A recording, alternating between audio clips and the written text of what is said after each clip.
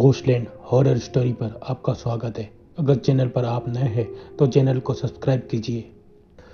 प्रतीक नाम का एक लड़का रहता है। वह पढ़ाई में थोड़ा कमज़ोर था और समझदार बहुत था, लेकिन पढ़ाई के साथ साथ वह बहुत मस्ती भी करता था। स्कूल ख़त्म हो जाने के कारण गर्मी की छुट्टियां लग चुकी थी। वह बहुत ही शरारती बच्चा था। वह अपनी छोटी बहन को बहुत परेशान करता था। उसके मम्मी पापा के समझाने के बावजूद वो बहुत मस्ती करता था।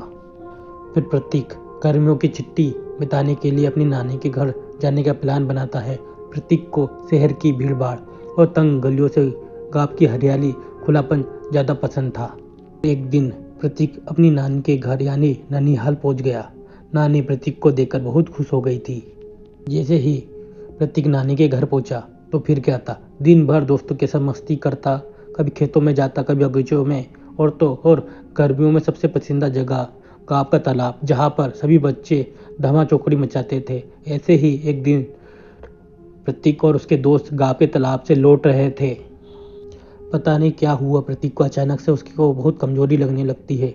साथ ही साथ उसका सर भारी हो जाता है। उसे अजीब सा फील होने लगता है।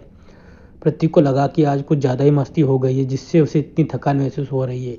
हमेशा की तरह वह घर पहुंच गया और अपने नाना नानी को दिन भर की सारी बातें बताने लगा। अब तक शाम हो चुकी थी, मगर प्रतीक का सिर दर्द अब बढ़ने लगा था। साथ ही साथ उसे बुखार भी होने लगा। उसके नाना ने उसे खूब चिल्लाया, उसे दवा भी दी और गुस्से से कहा कि कल तुम कहीं भी खेलने नहीं जाओगे। देखो तुम्हारी क्या हालत हो गई है, इतनी भी मस्ती ठीक नहीं, अब सो भी जाओ, कल सुबह तक तुम ठीक हो जाओगे।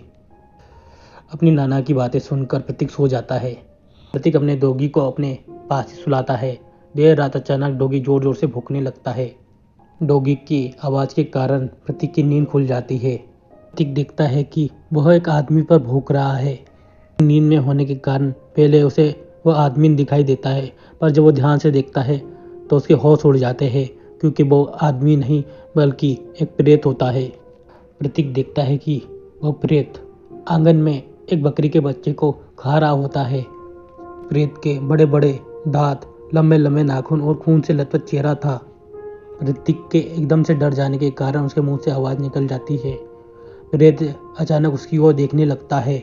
जैसे ही प्रेत प्रतीक को देखता है, वो हवा में उड़ने लगता है और प्रतीक को अपनी ओर बुलाने का इशारा कर रहा था। प्रतीक ये सब देखकर एकदम से सहम गया।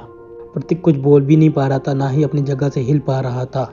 डर के मारे प्रतीक के पैर कपाने लगते हैं। प्रतीक के बगल में उसका डॉगी खड़ा रहता है, जो अचानक भौंकने चालू कर देता है। डॉगी के लगातार भौंकने की आवाज़ सुनकर उसके नाना नानी भी जग जाते हैं। प्रतीक को पीछे से उसके नाना की आवाज़ सुनाई देती है, जिसके कारण वो पीछे मुड़कर देखता है तो उसे नाना जी दिखाई देते हैं। नाना जी के दिखाई दे जाने के कारण उसे काफ़ी आत्मविश्वास बढ़ जाता है और उसका डर भी गायब हो जाता है। जब वो वापस आगे की ओर देखता है तो उसे प्रेत नहीं दिखाई देता है। नाना जी को सब बताना चाह रहा था, पर नाना जी उसे चुपचाप सुला देते हैं। प्रतीक को नींद नहीं आ रही थी डर के मारे, पर कैसे ना कैसे कर वो सो जाता है। अगली सुबह प्रतीक के पास उसके नाना जी आते हैं।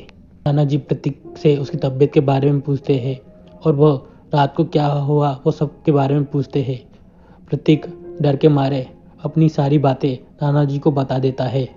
के टाइम प्रतीक को गांव के ओझा के पास ले जाया गया। ने बताया कि कल जब प्रतीक तालाब में दोस्तों के साथ खेल रहा था, खेलते खेलते वह उसे जब पेशाब लगा, तब वो पास के ही चिता के पास जाकर उसने पेशाब कर दिया, जिसकी वजह से उस आत्मा को बहुत अपमान महसूस हुआ, इसीलिए वो पीछे पड़ गया। ये सब सुनकर वह दंग रह गया।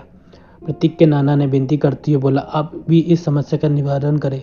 तभी उन्होंने अभिमंत्रित ताबीज देते हुए ये ताबीज धारण कर लो और फिलहाल कुछ दिनों के लिए यहाँ से चले जाओ, मैं बस सब ठीक हो जाएगा। प्रतीक ने ताबीज धारण कर लिया। साथ ही साथ अगले दिन की गाड़ी से वह अपने घर लौट आया। दोस्तों कहते हैं, अगर हम अनजानी जगह पर घूमने जाते हैं तो सबसे पहले आसपास की जगह पर देख लेना चाहिए और तभी पेशाब करना चाहिए। अगर कोई अदृश्य शक्ति वहाँ मौजूद हो तो वहाँ से दूर हट जाना चाहिए।